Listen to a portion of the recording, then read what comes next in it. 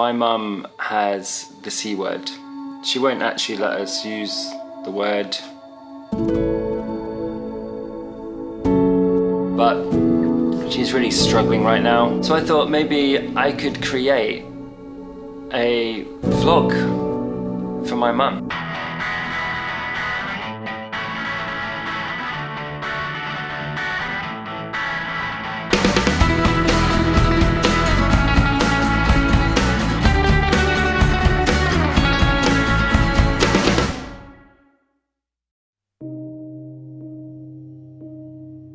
I left the UK last July, and at that time it was really stressful because I didn't really know whether I would see my mum again, and that was weighing on my mind quite a lot. And back then, before I left, I had this idea where I read this book years ago called Tuesdays with Morrie, and it's about this student of this professor.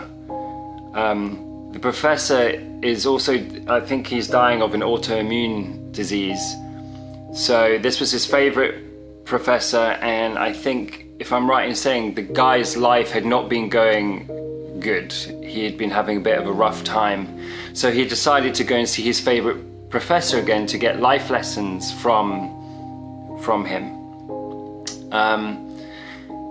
Yeah, so then he, in the short time that professor was still alive, he could kind of extract life lessons, and he could, I guess, for the professor, take his mind off the fact that his body is slowly withering away, and for him, he could inject a sense of purpose and meaning back into his life.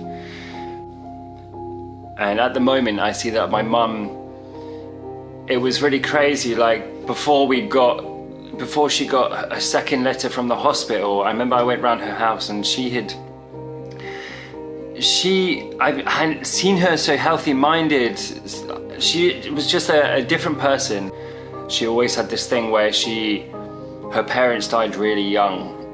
So her dad died, I think, 54, her mum died at 55, so she had this thing in her head where she believed she was gonna die young. And 55 was this kind of death date that she had. And when she didn't die when she reached the age of 55, you know, we'd always said that, okay, she's gonna change her life from this date, because it didn't happen, the superstition is gone, right? But she, well, when she reached that date, she was like, okay, I'm gonna turn my life around. And unfortunately, a couple of months later, her youngest sister died of the C word, which kind of then threw her back into the same state that she'd been previously living by all those years. Then fast forward to about a year ago, almost a year ago, she then gets diagnosed with the C word herself. It's in her tongue. She then goes for an operation. She has a bit of her tongue sliced out and some lymph nodes taken out. Lymph nodes taken out. But unfortunately, I think it continued to spread. So now she's at this stage where she's had some radiation, and we're kind of at this stage where she can take more radiation, but her body is quite weak. But we're in this stage where it's just, we're keeping an eye on it and we're seeing what happens, and if it flares up, we take more radiation. If it doesn't, she just continues living her life. But you know, I think this looming, you know, grim reaper of death is kind of sat on her shoulder right now, and she's really struggling because she really doesn't want to leave. She doesn't want to leave her husband,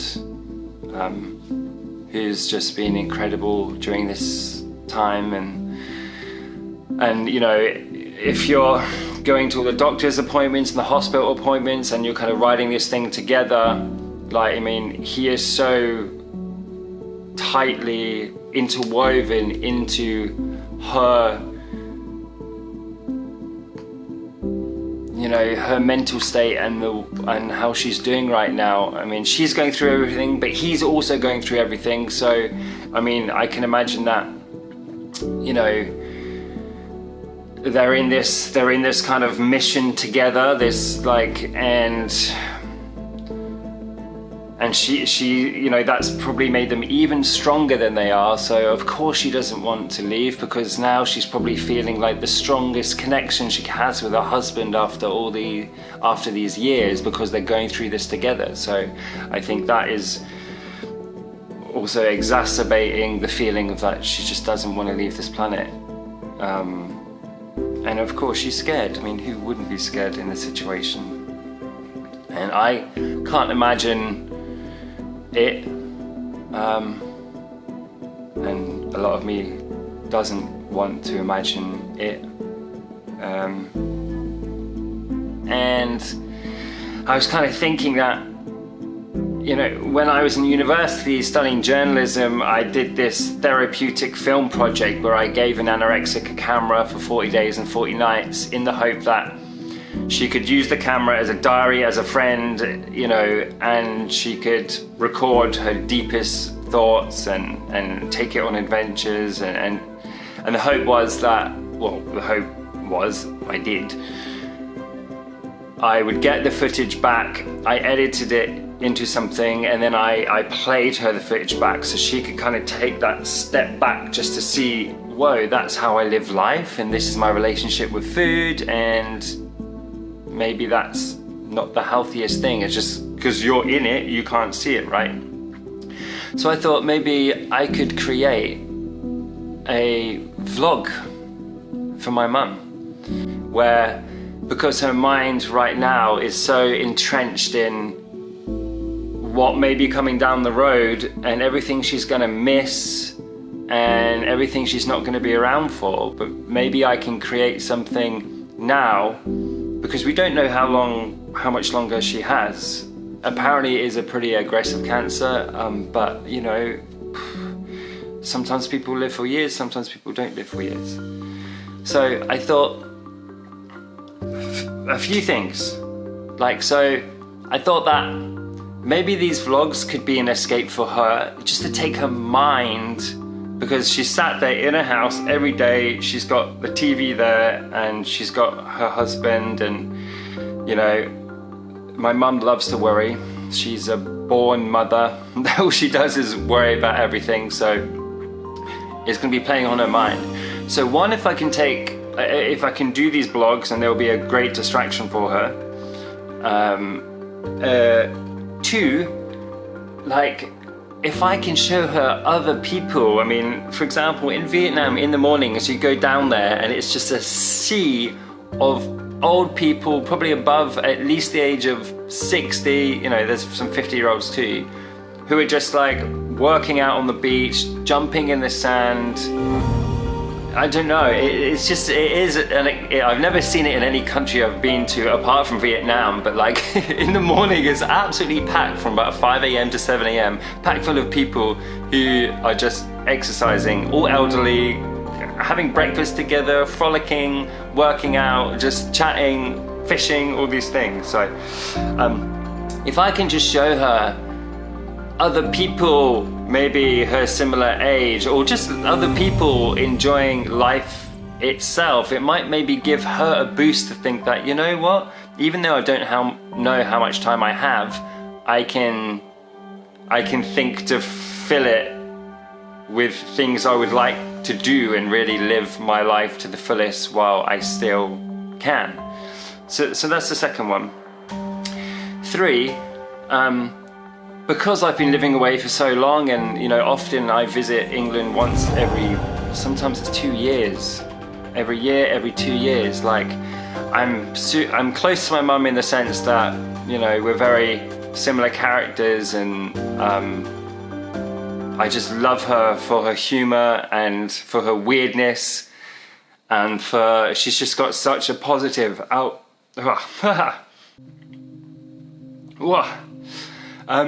yeah, she's always quirky and positive, and her humor is just funny, and I get a lot of that from her. Oh.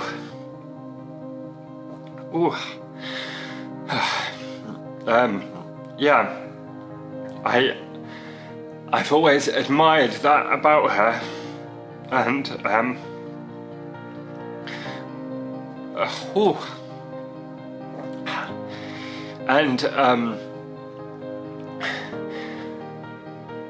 it's one of the things that has made me in my life, like this kind of quirky, free-spirited, just the ability to get on with anyone in the room and not to judge them too much. She never judges anyone. She is the most kind-spirited person. She always sticks up for the weakest person in the group, and these are all traits that she has passed on to me. God. And yeah, and my life has been so, like, those characteristics she's given me have defined me as a person and has led me to do such great things in life. And I want her to see those positive traits and those characteristics that I've got from her in action around the world. So I just want to show her the parts of her that she gave to me, those qualities being passed out into the world, and to see that, it's a little bit of her being sprinkled into the world, to show her that, when she's gone, I don't believe in a spirit, but the spirit of her will live on through me and will live on in the rest of the world. And I just want her to know that. So yeah, I just want this to be therapeutic for her. I want this to be a positive boost for her therapeutically, and I want her to see herself in the world. And also I just want me to have a bit of motivation, because this, also for me, this past year, I feel like I've been on a bit of a seesaw. I just want her to feel that she is raised a really good son, and I can do her justice.